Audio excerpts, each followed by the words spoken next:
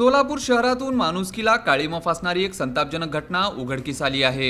एका 22 वर्षीय विवाहितेचा सासरच्या मंडळीने केवळ शारीरिक आणि मानसिक छळच केला नाही तर तिला जबरदस्तीने गोळ्या देऊन तिचा गर्भपात घडवून आणला। पती आणि सासरच्या अमानुष मारहाणीत या महिलेच्या पाठीच्या कण्यात गाठ झाली असून सद्यस्थितीत ही पीडिता गंभीर दुखापतीत आहे।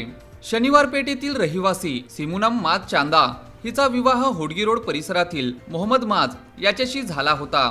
मात्र सुखाचा संसार करण्याऐवजी सासरच्या नराधामाने तिचा छळ सुरू केला। सिमुनम गरोदर असताना सासरच्याने तिला बळजबरीने औषध खायला लावून तिचा गर्भपात घडवून आणला। एका मातेचे मातृत्व हिरावून घेण्याचे पाप सासरच्यांनी केले।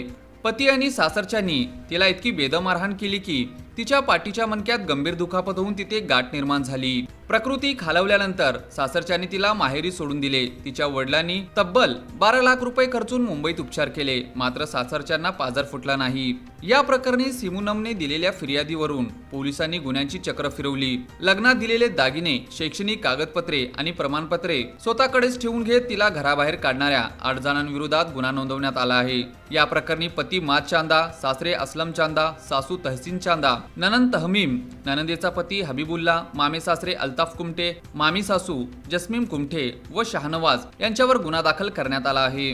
विद्येच्या आणि संस्कृतीच्या गप्पा मारणाऱ्या समाजात आजही एका विवाहितेचे कुंकू आणि तिचे मातृत्व ओरबडणारे नराधम मोकाट आहेत। सिमुनमची ही अवस्था करणाऱ्यांना कायद्याचा असा तडाखा मिळाला हवा की पुन्हा कोणी लेकीच्या वाटेला असा वनवास येणार नाही।